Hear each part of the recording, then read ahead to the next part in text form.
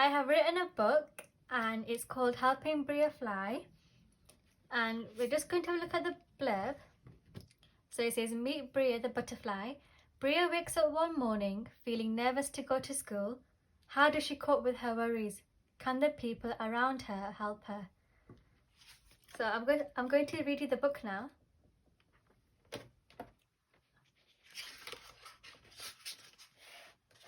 Okay. So Bria woke up and realized it was Monday, time for school. She had an uneasy feeling in her stomach as she realized her reading homework would be due in. On the way to school, she met with her friends, Harry the hippo, Gemma the giraffe, Sam the snake, and Leon the leopard.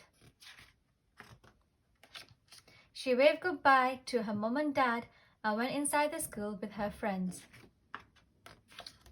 Miss Swan, the class teacher, called for Bria to read her homework out loud. Bria felt anxious. She felt sick with worry as her friends watched her.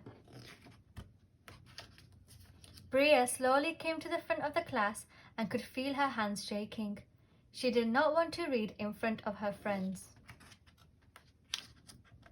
Suddenly, she flew out of the classroom and hid in the cloakroom. After a while, Harry the hippo found Bria hidden under a pile of coats. She was crying and trembling with fear. What's wrong, Bria? I can't do this. I find it hard to read. We all find things difficult, Bria, but we must not give up. Sometimes I can't read the words and it makes me feel sad. Miss Swan entered the cloakroom and told Harry to go back to class. Bria, how come you run out of class? I can't do this, miss. I'm struggling with my reading. Oh, Bria, we all find things difficult, but whenever you are sad, you must always speak to someone. Bria gave Miss Swan a hug and felt at ease. Bria, if you find something difficult, you must speak to somebody so they can help you.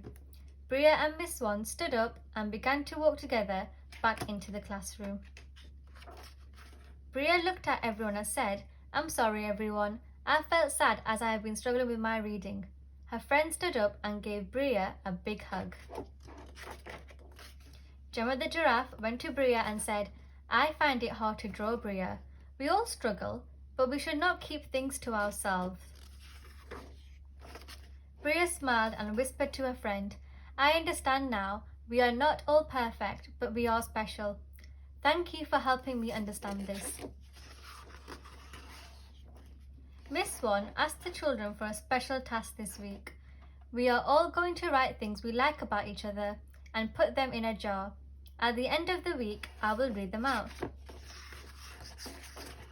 The children cheered and Bria felt as if the weight on her shoulders had disappeared. The end.